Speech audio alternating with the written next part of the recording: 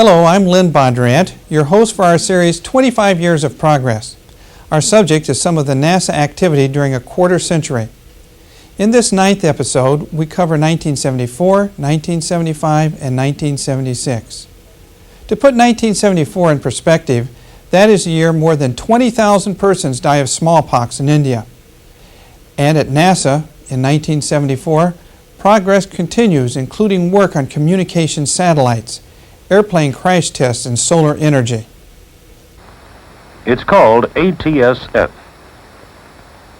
Well, ATS stands for Applications Technology Satellite. Dr. Werner von Braun is Vice President for Engineering and Development, Fairchild Industries, builder of the soon-to-be-launched ATSF spacecraft. Through master ground stations, ATS will broadcast television programs to small, inexpensive antenna receivers. In other words, for the first time here, a satellite has enough power and enough beaming capability installed that the signal received on the ground is strong enough for reception essentially by a normal television receiver. As a result, we can equip thousands of remote locations with receiver sets that can get the benefit of direct television. The most dominant part of ATS is its 30-foot antenna that beams signals to the ground. It's shown here unfolding as it will in space. From its 23,000-mile-high orbit, ATS can travel around the Earth once every 24 hours. Since the Earth rotates at the same speed, the satellite appears stationary. During its first year of operation, it will be put to good use over the United States. One of its major jobs will be to provide health services to remote regions. Imagine a nurse in a remote settlement in Alaska is trying to give birth to a baby and runs into a medical complication. Then she can talk back through the satellite, using the satellite as a relay to get the advice and support from a medical doctor, say in the contiguous states or even from Anchorage. And he in turn can provide pictorial material as well as voice assistance to the nurse while she is delivering the baby, on real time, in other words. Besides the health services, educational programs ranging from career guidance to teacher training will be telecast to those who need it most. It has been estimated that in the Rocky Mountain states alone there are about 3 million adult illiterates. In addition, there are, of course, the children who also sometimes have very marginal school opportunities. Now, as far as Alaska is concerned, there are about 300,000 people in Alaska, and 50,000 of these people are estimated to live in settlements that have no permanent road access. And of course, during the winter months, and winter is about 8 months in Alaska out of a year, they are not accessible at all because of ice and snow and darkness. So they are completely excommunicado. And with this satellite system, effective school service could be rendered to these settlements in Alaska as well. During the second year of operation, some 5,000 villages in India will receive telecasts from ATS. This example with India, where 70% of a population of 570 million people will benefit from communication satellites by having at last some education available to themselves, is a classical example how a program that allegedly was the sort of a thing only the super rich can afford is now directly benefiting the poorest of the poor.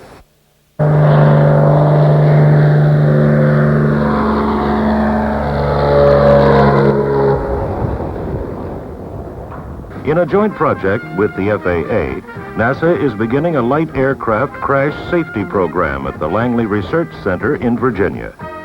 This is one of 20 flood-damaged planes that will be tested. The actual facility was originally used by Apollo astronauts to practice landing on the moon. The 240-foot high by 400-foot long lunar landing practice area is now laced with cables, which are attached to the highly instrumented aircraft before it comes crashing to the ground. Dummies riding in the passenger seats are instrumented to measure G-forces. Engineers hope to learn what happens to an airframe structure when it impacts, and to develop an analytical design tool that can be turned over to the designers and builders of general aviation planes. For this first checkout test, the plane is complete except for tail section and engines. Comparable weights take the place of missing parts, and the fuel tanks are filled with water for weight and balance. This first crash was made at an impact speed of 30 miles per hour. Future drops will be at speeds up to 60 miles per hour. 5, 4, 3, 2, 1, release.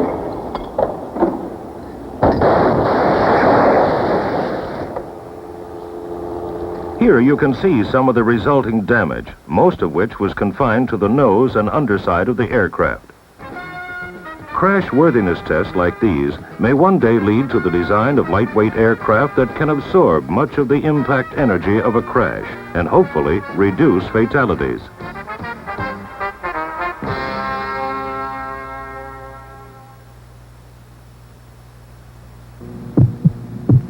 It's called emblems, short for Integrated Medical and Behavioral Laboratory Measurement System.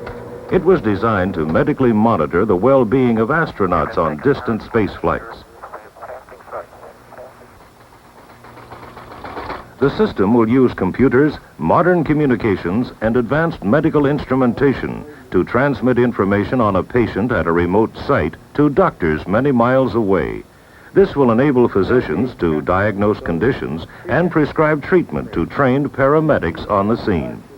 Emblems. If successful, this design for space technology will improve health care and medical services to many isolated areas on Earth.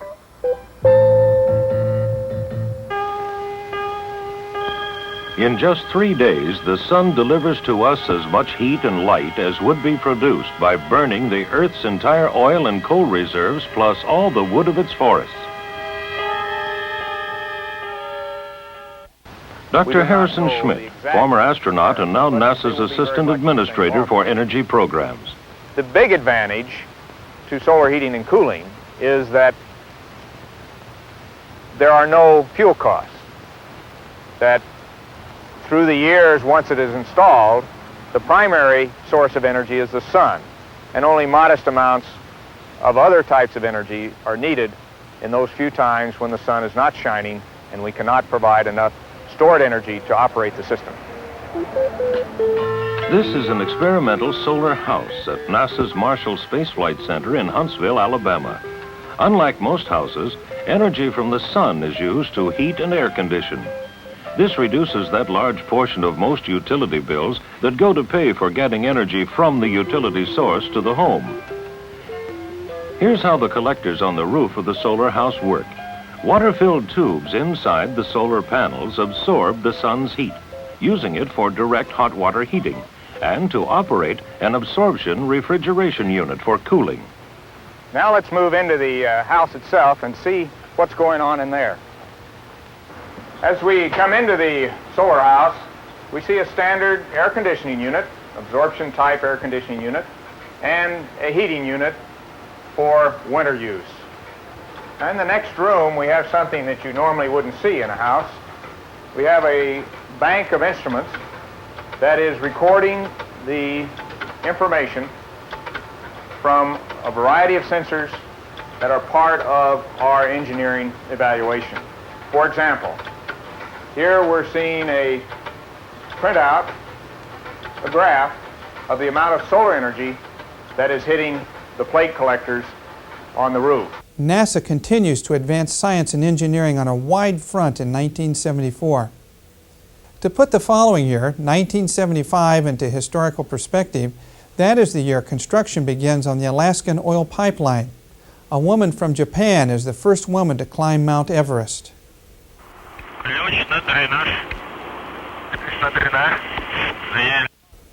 During 1975, the United States and the Soviet Union cooperate, continuing to work on compatible docking and rescue systems for manned spaceflight. In July, the Soviets launch a spacecraft from the Soviet Union.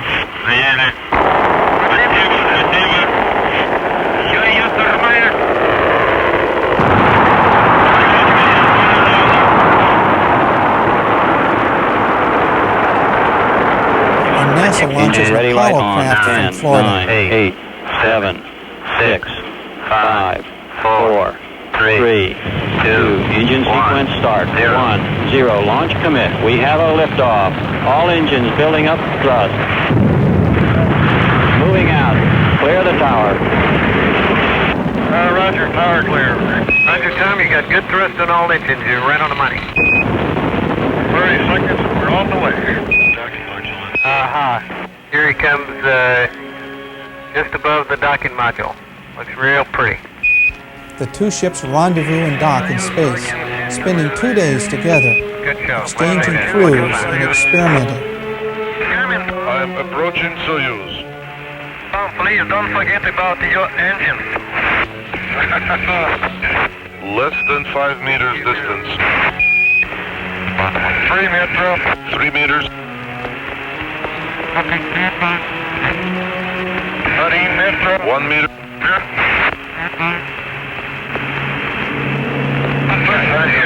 Contact. Capture. We also have capture. Roger, Tom, we'll pass it on. I'm using the puller. I'm shaking hands now. Here. The Apollo-Soyuz mission is fully successful.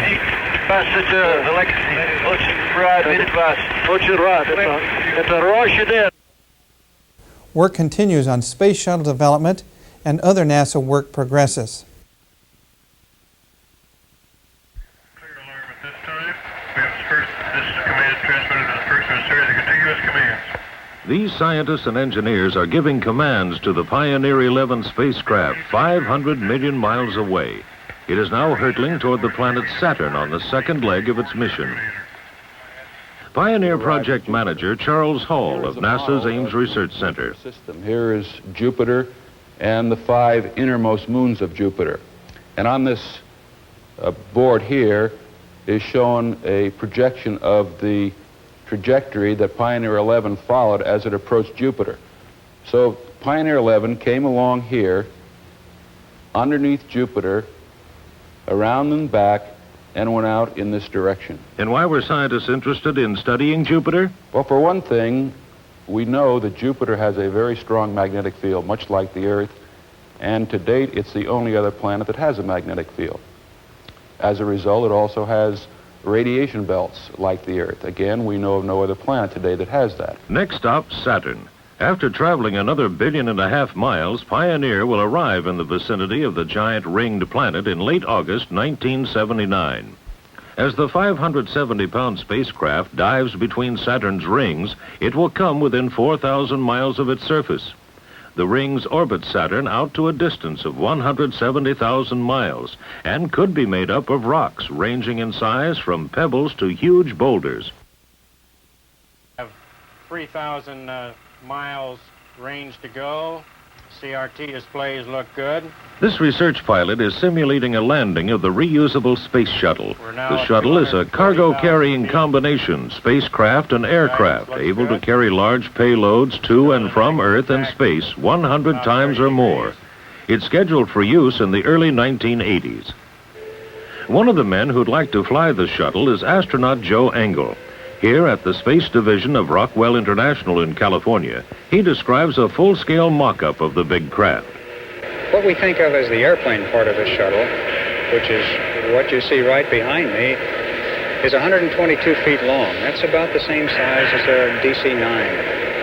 It has a wingspan of 88 feet, and probably it's a little bigger around than a normal cargo-carrying airplane.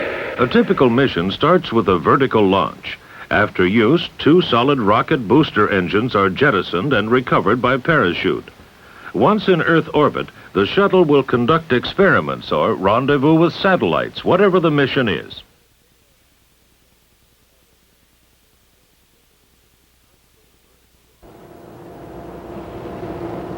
Kansas City. Yes, that's Central Facility. I want to get the pretty good pictures on you. We've come a long way in weather forecasting since the early balloon launching days, thanks mainly to weather satellites. Just 15 years ago this month, NASA launched the first Tyros weather satellite from Cape Canaveral.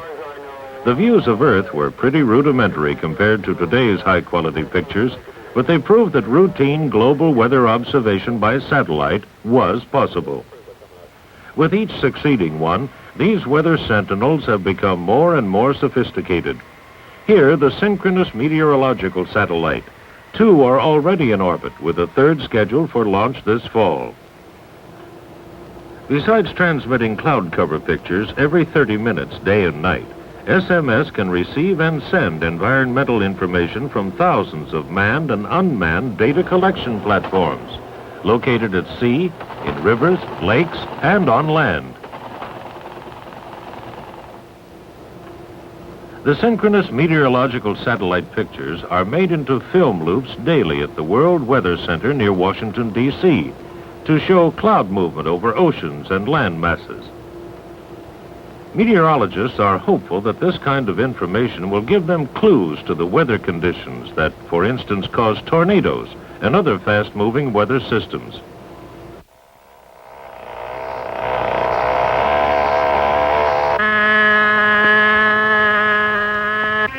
These model airplanes have something in common with these Rio planes.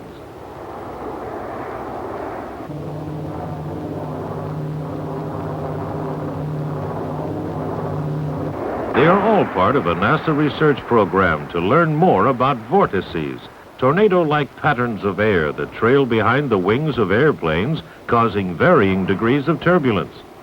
Dave Scott, acting director of NASA's Flight Research Center in California, explains. The vortices are dangerous because these bundles of energy, as they follow behind the aircraft, leaving a wake, have the capability of turning over smaller aircraft as they approach a landing. And because of this, we have a great deal of concern that many accidents can be caused by the vortices or these bundles of energies as they attempt to turn over an aircraft. While all aircraft cause vortices, large heavy jets such as the 747 and DC-10 create the more serious problems. Air traffic density around major airports adds to the severity of the problem. Because of the many aircraft coming in for a landing and the need to sequence one plane behind the other, aircraft are routinely separated at safe distances to avoid the trailing vortex problem. However, this often results in increased fuel use and traffic delays. Smoke generators mounted on the wings of these planes by NASA researchers make it possible to see and investigate the whirling air patterns. The research has shown that by adjusting wing flaps at different angles and by making various design changes, the intensity of the vortices can be substantially reduced.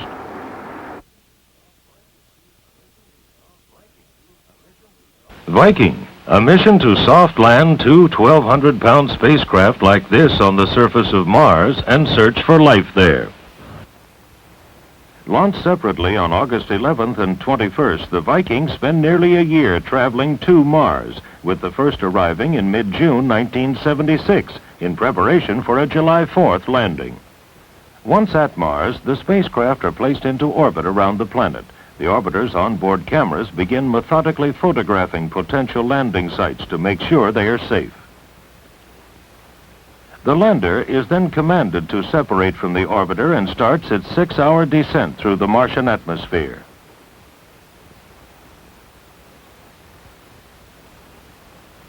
A parachute pops out about 20,000 feet above the surface. Finally, 3 terminal descent engines fire at 4,000 feet from touchdown, serving as brakes for the plunging spacecraft. The lander now slowly descends and softly lands. Its camera views the surrounding landscape.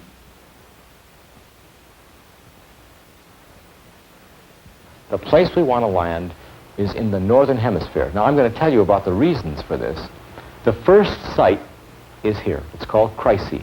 It's a low, broad, flat valley flowing from the floor of a giant chasm, the Caprati's chasm, that flows deep and low. It combines the combination of biological interest, geological interest, the youthful stuff that must have flown from this chasm system into this very low area. The second site is more northerly. Now that site was selected primarily because of our interest in water. Cydonia represents one area at a high latitude where there is the possibility that sometime during the year, for some small period, that there could be transient liquid water. And for the biological reasons, that liquid water is absolutely paramount. One of the most interesting science experiments is the sampling device. A small shovel on the end of a telescoping arm will reach out, scoop up some Martian soil, then drop it into a chemical analyzer on the Viking landing craft. If there are Mars quakes, they will be transmitted through Viking's legs to an onboard seismometer. Throughout the mission, the orbiters continue photographing and thermally mapping the surface. They serve also as relay stations for data from the landers. Much other NASA activity takes place in 1975, but we can only scratch the surface here. In another scientific-related development in the following year, 1976, Legionnaire's disease kills 29 persons who attend an American Legion convention in Philadelphia. NASA launches the Communications Technology Satellite, or CTS, in 1976. A joint venture of NASA Lewis and Canada, the CTS program experiments with a high-powered satellite for distribution of public service information to small, inexpensive antennas, some in remote areas. Other 1976 NASA activity includes computer graphics and research on sending energy from space to Earth. The gap between drawing board and the time before a new plane is certified to fly has always been considerable. Now, with the help of computers like these in the Computer Graphics Lab at NASA's Ames Research Center, this gap may be shortened.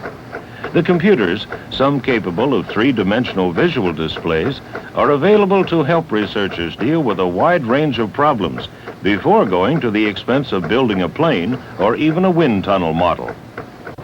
What we're looking at here is the ability to actually view real objects, that is three-dimensional objects and scenes, the way they would normally appear to you if you were looking actually out of a window, say. The operator sitting at the console is able to control through the pencil-like device he has in his hand the viewing parameters on how he would like to view the scene. And as you can see, he can actually change his viewing angle by moving the pencil-like device on the data tablet to, say, go above the scene and look down on the airplanes, or going down where he's looking up at the aircraft, or in fact actually rotating his chase plane, if you will, around the aircraft in formation. This is only a demonstration program of the capabilities of the hardware, but it is a great aid in enabling the investigators, the research scientists here at Ames, better understand some of their problems when they're three-dimensional in nature. Air trailing over the wings of planes in flight, especially large planes, forms tornado-like patterns called vortices. Because the FAA requires minimum separation distances between aircraft, the vortices do not present a danger. They do, however, limit the number of airplanes that can take off and land within a given time. The problem is one that researchers would like to eliminate, and it can be studied using the computers. We see a 747 flying away from us.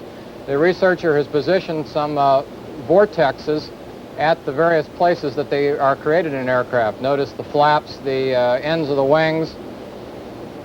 He would like to see how these surfaces, or the vortexes, interrelate with one another as the plane moves away.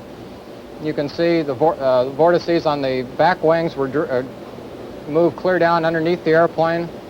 It is hoped that doing this computationally will save wind tunnel test time to determine what modifications might be made on the wing, the flaps, the engines, so forth, to minimize the turbulent flow that results behind the aircraft. Researchers are also using computer graphics to study how life might evolve on another planet, such as Mars. Here, a molecule described in 3 dimensions. It's only through the use of these three-dimensional displays could the researcher have any idea at all on how these complex shapes interrelate, how they might have connected in years gone by. And through this mechanism, we hope he'll have a better understanding of some of the life-building processes that went on millions of years ago.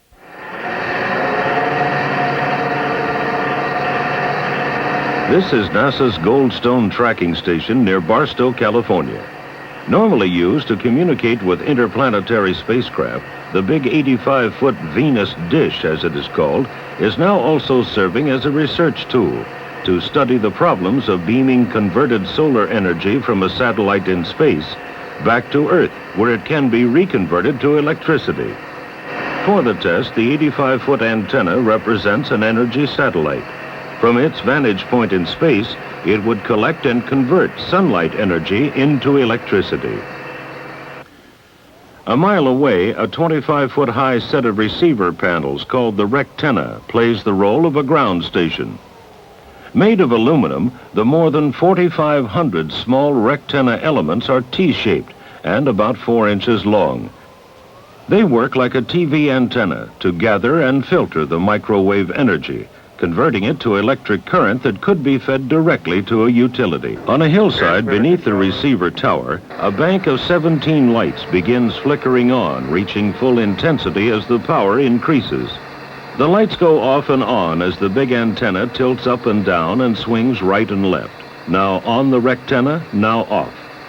The results have been very promising as Goldstone researchers successfully collected the microwave beam and converted it to usable electricity with an efficiency of 82%. And those are some of NASA's 1976 activities. During our next program, we cover some 1977 and 1978 NASA progress. I'm Lynn Bondurant.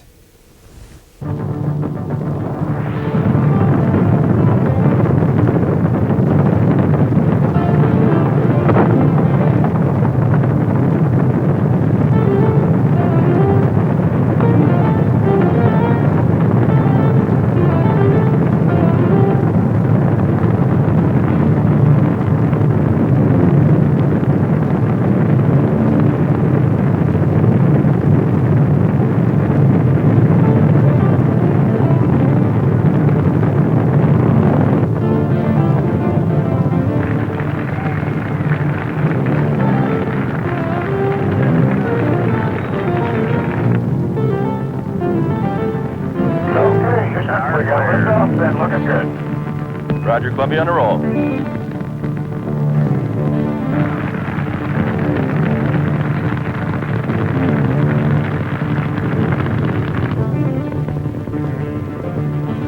Columbia, Houston, your go at 40. Roger, go at 40.